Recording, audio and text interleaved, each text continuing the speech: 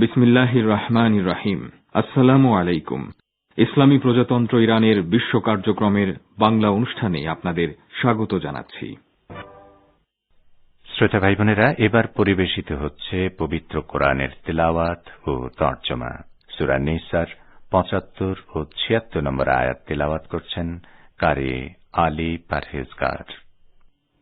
আউযু বিল্লাহি মিনাশ শাইতানির রাজীম।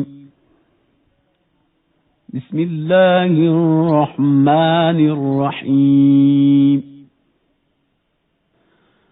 وما لكم لا تقاتلون في سبيل الله والمستضعفين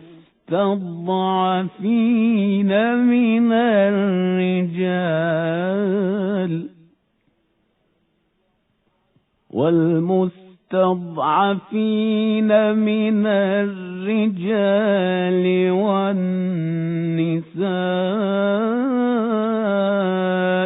والولدان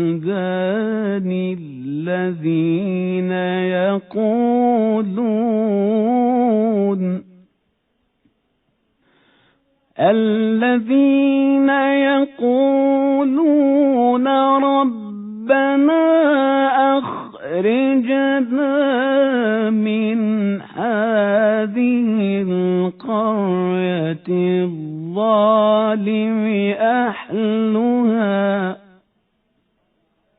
واجعل لنا من لدنك وليا واجعل لنا من لدنك نصيرا. الذين آمنوا يقاتلون في سبيل الله والذين كفروا يقاتلون في سبيل الطاغوت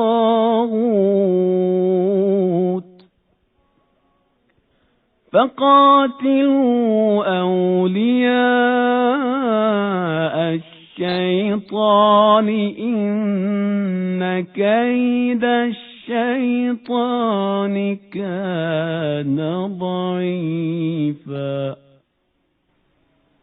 صدق الله العلي العظيم. বিসমিল্লাহির রহমানির রহিম। তোমাদের কি হয়েছে যে তোমরা আল্লাহর পথে এবং অসহায় নরনারী ও শিশুদের জন্য সংগ্রাম করবে না, যারা দুর্বলতার কারণে নির্যাতিত হচ্ছে? তারা ফরিয়াদ করছে, হে আমাদের রব, অত্যাচারীদের এই জনপদ থেকে আমাদের বের করে নিয়ে যাও এবং তোমার পক্ষ থেকে কাউকে আমাদের বন্ধু, অভিভাবক ও সাহায্যকারী তৈরি করে দাও, যারা ঈমানের পথ অবলম্বন করেছে, তারা আল্লাহর পথে সংগ্রাম করে, এবং যারা অবিশ্বাসী তারা তাগুতের পথে সংগ্রাম করে।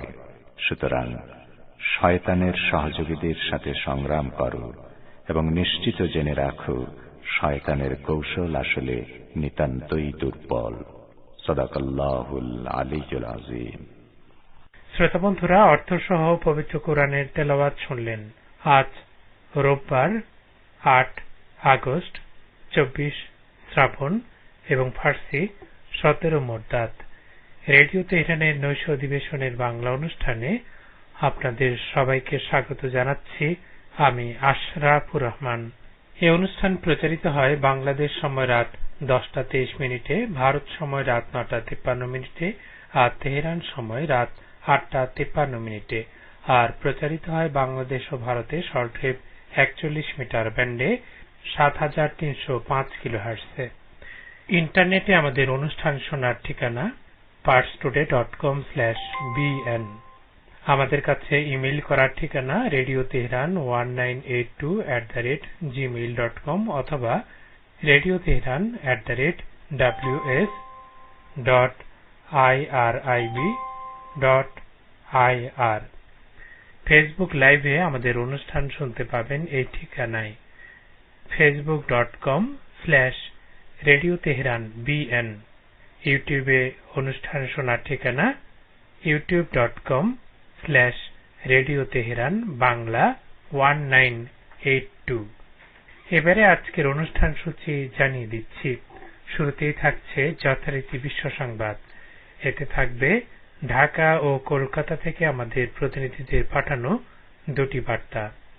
এরপর সংবাদ ভাষ্যের অনুষ্ঠান দৃষ্টিপাতে শুনবেন নতুন করে পশ্চিম এশিয়ায় উত্তেজনা সৃষ্টির ইসরায়েলি ষড়যন্ত্রের নেপথ্য কারণ সম্পর্কে আমাদের ভাষ্যকারের একটি পর্যালোচনা এবং বাংলাদেশে করোনা ভাইরাসের ঊর্ধ্বমুখী সংক্রমণ নিয়ন্ত্রণে চলমান গণটিকা কর্মসূচিতেও সরকার দলীয়করণ করেছে বলে বিএনপি মহাসচিবের অভিযোগ সম্পর্কে আমাদের বিশেষ প্রতিনিধির পাঠানো প্রতিবেদন। সবশেষে সংক্ষিপ্ত সংবাদ, তবে সবকিছুর আগে বিশ্ব সংবাদ।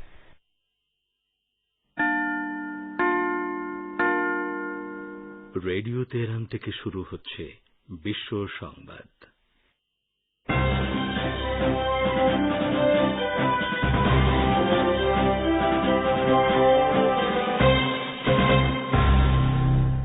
শুরুতেই সংবাদ শিরোনাম।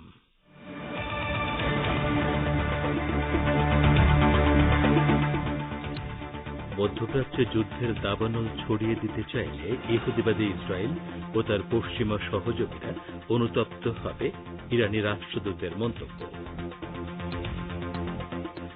ইসরায়েলের যে কোনো আগ্রাসন প্রতিহত করতে হিজবুল্লাহ প্রস্তুত, 2006 সালের যুদ্ধের বার্ষিকীতে সাইয়েদ হাসান নাসরুল্লাহর প্রত্যয়। বাংলাদেশে করোনা সংক্রমণে আরও 241 জনের মৃত্যু, 11 আগস্ট থেকে চলমান কঠোর বিধিনিষেধ শিথিল করা হবে বলে জানালেন মন্ত্রী। এবং ভারতের ত্রিপুরা রাজ্যে তৃণমূল কংগ্রেসের উপর অত্যাচারের কারণে মানুষ তৃণমূলপন্থী হয়ে যাচ্ছে বলে তৃণমূল নেতা ফিরহাদ হাকিমের মন্তব্য।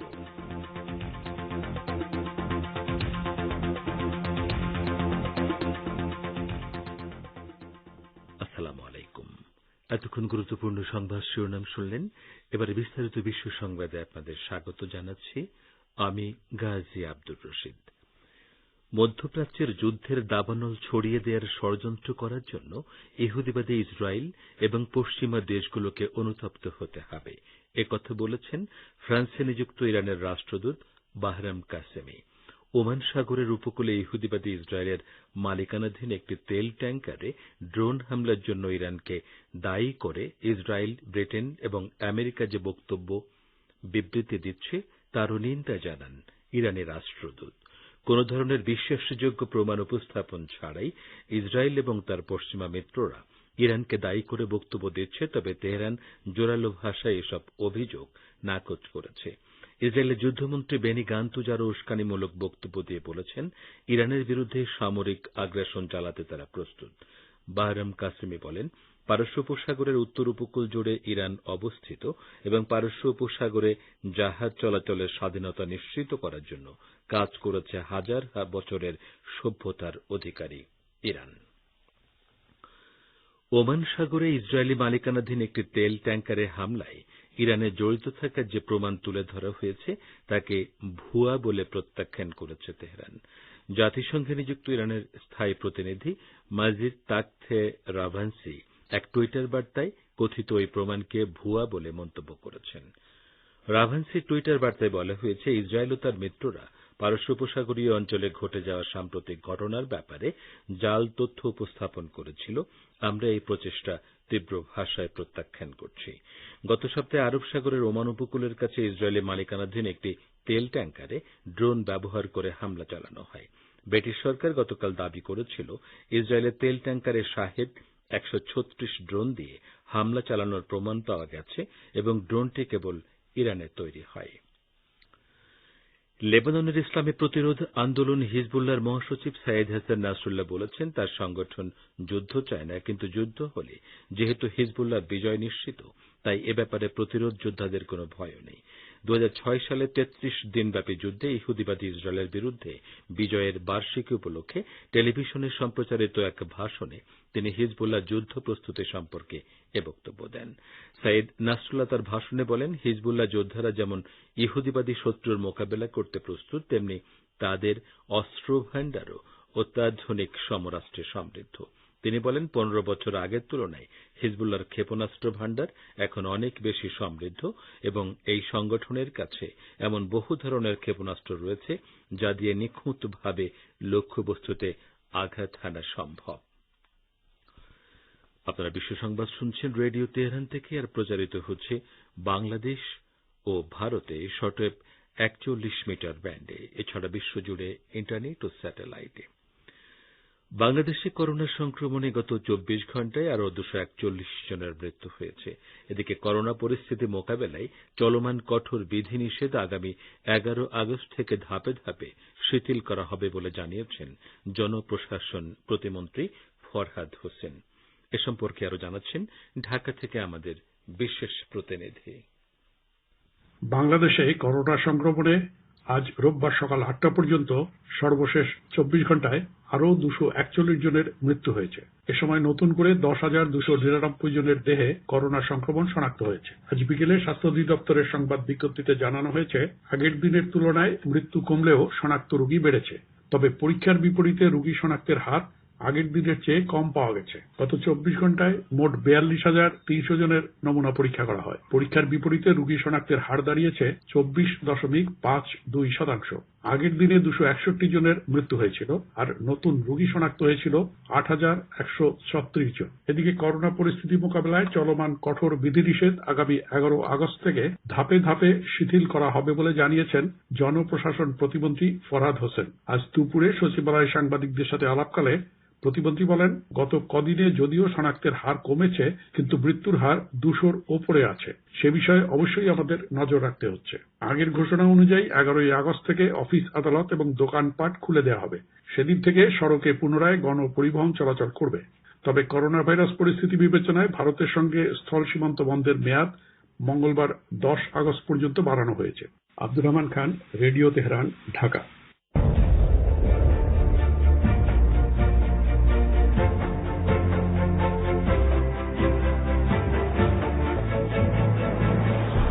রেডিও তেহরান, খবরের সঙ্গে 24 ঘণ্টা। ভিজিট করুন আমাদের ওয়েব পেজ firsttoday.com/bn।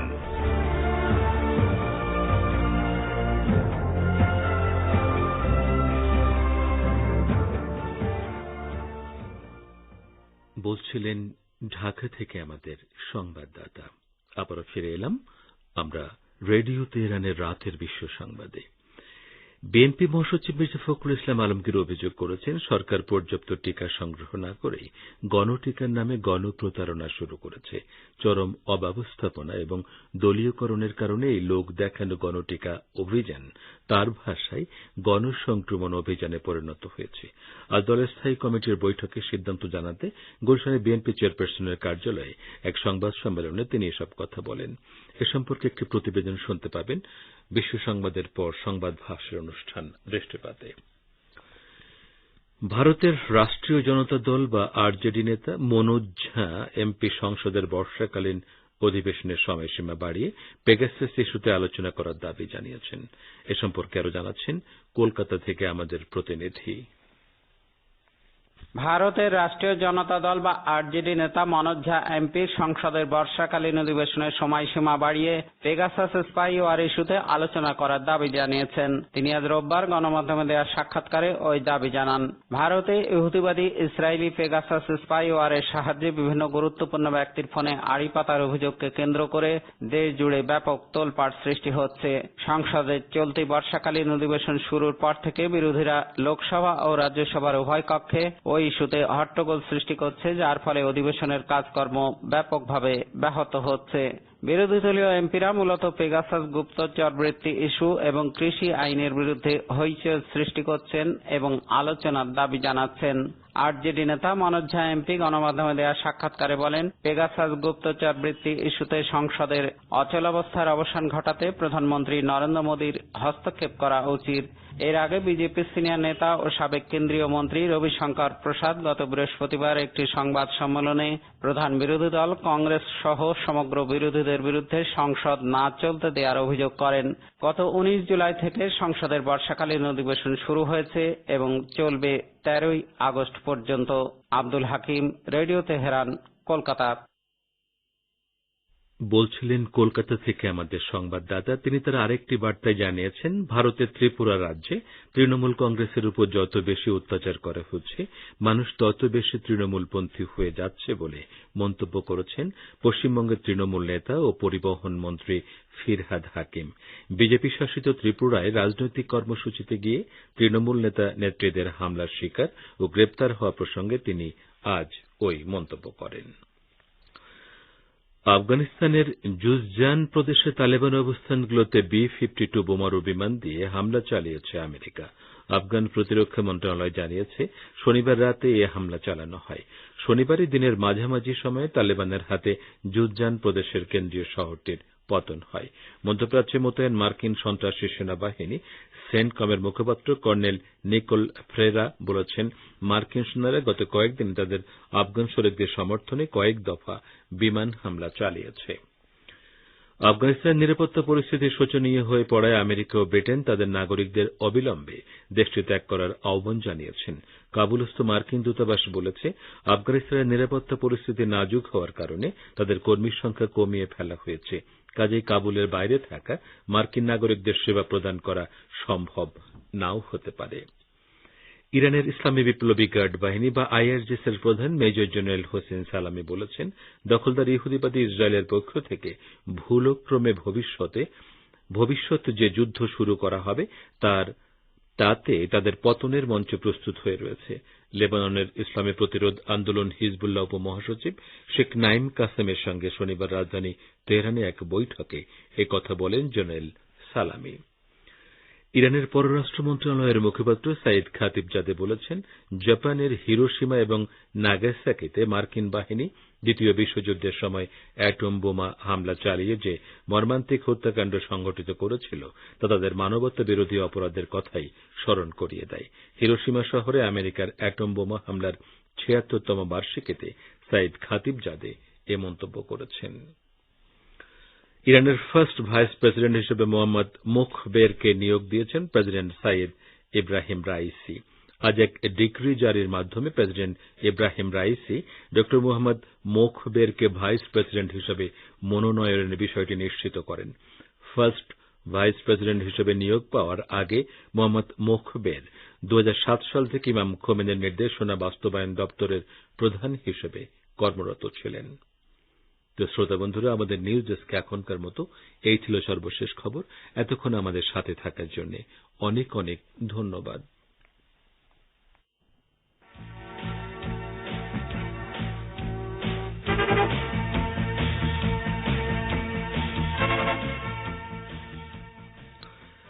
বিশ্ব সংবাদ শুনলেন রেডিও তেহরান থেকে।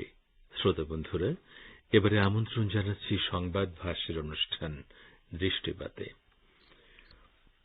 ইহুদিবাদী ইসরায়েল লেবানন সহ সমগ্র পশ্চিম এশিয়ায় নতুন করে উত্তেজনা সৃষ্টির চেষ্টা চালাচ্ছে। লেবাননে হামলা চালানোর পাশাপাশি ইরানের সঙ্গেও তাদের যুদ্ধ প্রস্তুতির কথা বলছে। নতুন করে উত্তেজনা সৃষ্টির পেছনে ইসরায়েলের উদ্দেশ্য সম্পর্কে এখন রয়েছে আমাদের ভাষ্যকারের একটি পর্যালোচনা। পড়ে শোনাচ্ছেন রেজওয়ান হোসেন। লেবাননের বিরুদ্ধে দখলদার ইসরায়েলের সাম্প্রতিক কর্মকাণ্ড থেকে বোঝা যায় এই অপশক্তি তিনটি অঙ্গনে অর্থাৎ অভ্যন্তরীণ, আঞ্চলিক ও আন্তর্জাতিক পর্যায়ে নতুন করে উত্তেজনা সৃষ্টির পায়তারা করছে। বিশেষ করে এ অঞ্চলের ইসরায়েল বিরোধী প্রতিরোধ শক্তিগুলোকে দুর্বল করাই তার মূল লক্ষ্য। ইসরায়েলের যুদ্ধমন্ত্রী বেনি গান্তেজ দাবি করেছেন, ইরানের সঙ্গে যুদ্ধের জন্য তারা পূর্ণ প্রস্তুত রয়েছে। এছাড়া প্রায় 15 বছর পর দক্ষিণ লেবাননে হিজবুল্লাহর অবস্থানে বিমান হামলা চালিয়ে তাদের শক্তি পরীক্ষার চেষ্টা চালিয়েছে ইসরায়েল। অন্যদিকে ওমান সাগরে সম্প্রতি জাহাজে হামলার ঘটনায় ইরানের হাত থাকার দাবি করে ইসরায়েল ও তাদের সমর্থক পাশ্চাত্যের দেশগুলো ইরানের বিরুদ্ধে ব্যাপক মনস্তাত্ত্বিক প্রচার যুদ্ধে অবতীর্ণ হয়েছে। এ অবস্থায় এ অঞ্চলের প্রতিরোধকামী শক্তিগুলোর বিরুদ্ধে অপপ্রচার ও নতুন করে নিরাপত্তাহীনতা ও উত্তেজনা সৃষ্টি করে ইসরায়েল কি উদ্দেশ্য হাসিল করতে চায়, সেটাই এখন প্রশ্ন। ধারণা করা হচ্ছে, ইসরায়েল ও তার সমর্থকদের মূল উদ্দেশ্য হচ্ছে ইরানের নতুন সরকারকে প্রভাবিত করা। ইরানের নবনির্বাচিত প্রেসিডেন্ট সৈয়দ ইব্রাহিম রাইসির কার্যক্রম শুরু হয়েছে। প্রেসিডেন্ট রাইসি প্রথম থেকেই বলে আসছেন, এ অঞ্চলে ইরানের মিত্রদের বিরুদ্ধে ইসরায়েলের আগ্রাসন মোকাবেলায় তিনি কঠোর হবেন। এ অবস্থায় ইসরায়েল ইরানের বিরুদ্ধে যুদ্ধ প্রস্তুতির কথা বলে কিংবা মনস্তাত্ত্বিক প্রচার চালিয়ে ইরানের নতুন সরকারের অভ্যন্তরীণ নানা উন্নয়নমূলক পরিকল্পনা বানচাল করা কিংবা মধ্যপ্রাচ্যের প্রতিরোধ শক্তিগুলোর হাত আরও শক্তিশালী করার পরিকল্পনাকে বাধাগ্রস্ত করার চেষ্টা করছে। ইসরায়েলের আরেকটি গুরুত্বপূর্ণ উদ্দেশ্য হচ্ছে পরমাণু সমঝোতা পুনরুজ্জীবনের জন্য যে উদ্যোগ নেওয়া হয়েছে সেটাকে বাধাগ্রস্ত করা। ইসরায়েলের আরেকটি উদ্দেশ্য হচ্ছে নিজের সরকারের অবস্থানকে পাকাপোক্ত করা। সাবেক প্রধানমন্ত্রী নেতানিয়াহু 12 বছরের বেশি সময় ধরে ক্ষমতায় থেকে শেষ পর্যন্ত পদত্যাগ করেন। তিনি অভ্যন্তরীণ ও আঞ্চলিক সংকট সম্পর্কে ভালোভাবে অবহিত ছিলেন। ইসরায়েলের বর্তমান সরকারের ভিত্তি এখনো দুর্বল এবং তাদের নেতানিয়াহু ভিত্তি কাটেনি। আরেকটি বিষয় হচ্ছে, ইসরায়েল এখনো গাজার সঙ্গে সাম্প্রতিক 12 দিনের যুদ্ধে পরাজয় ভুলতে পারেনি। নতুন করে উত্তেজনা সৃষ্টি করে তারা নিজেদের অস্তিত্বের প্রমাণ দিতে চায়, যদিও এতে করে তাদের দুর্বলতা আরও বেশি স্পষ্ট হয়ে উঠেছে। মোট কথা, ইসরায়েল যতই হম্বিতম্বি দেখাক না কেন, তারা বর্তমানে অত্যন্ত কঠিন অবস্থার সম্মুখীন।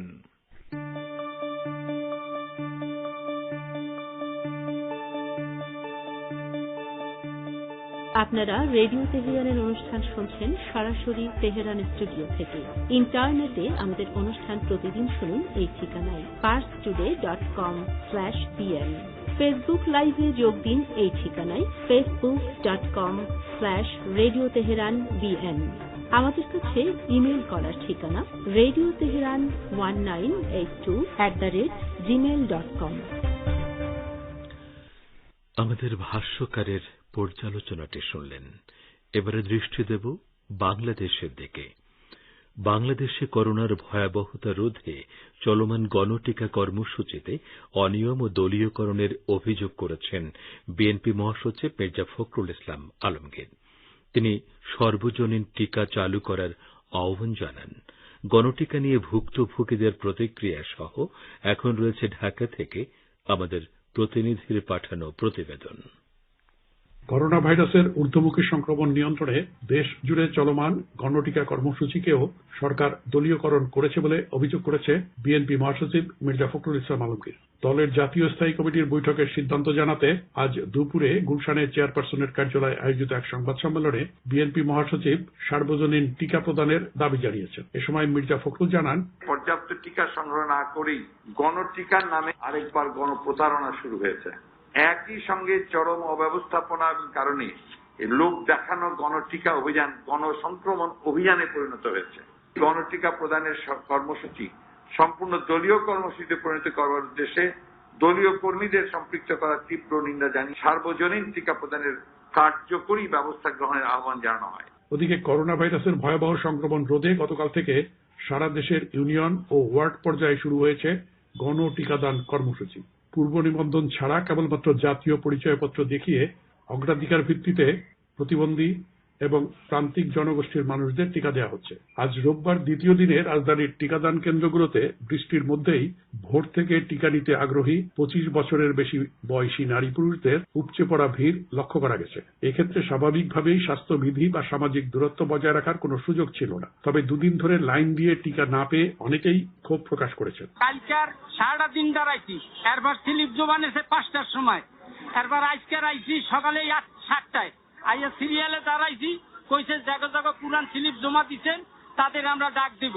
এরা ডাক দিছে, কেউ পাইছে কেউ পায় নাই। এখন কয় কি গাই এই স্লিপ বার কারণ কালকের দিনও খুয়াইলেন আজকের দিনও খুয়াইলেন, তাহলে আমরা কি করলাম গরিব মানুষ?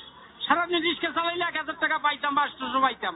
আমি একবার প্রথমে এসেছি তখন অনেক ভিড় ছিল, চলে গেছি পল্টনে গিয়েছি, ওখানে গিয়ে বলে যে ওখানে ভ্যাকসিন নেই, শেষ। কালকে আসার জন্য, কালকেও দিতে পারবে নাকি তাও শিওর নেই। ওদিকে পররাষ্ট্রমন্ত্রী ডক্টর একে আব্দুল মোমেন বলেছেন, দেশে টিকার কোনো সংকট নেই, দেশের সকল নাগরিকই কোভিড-19 প্রতিরোধক টিকা পাবেন, সরকারের হাতেও পর্যাপ্ত পরিমাণ টিকার মজুদ রয়েছে। Abdur Rahman Khan, radio Tehran, Dhaka. সংবাদ ভাষ্যের অনুষ্ঠান দৃষ্টিপাত শুনলেন। শ্রোতা বন্ধুরা, রাতের অধিবেশন থেকে বিদায় নেওয়ার আগে গুরুত্বপূর্ণ সংবাদ শিরোনামগুলো আরও একবার জানিয়ে দিচ্ছি।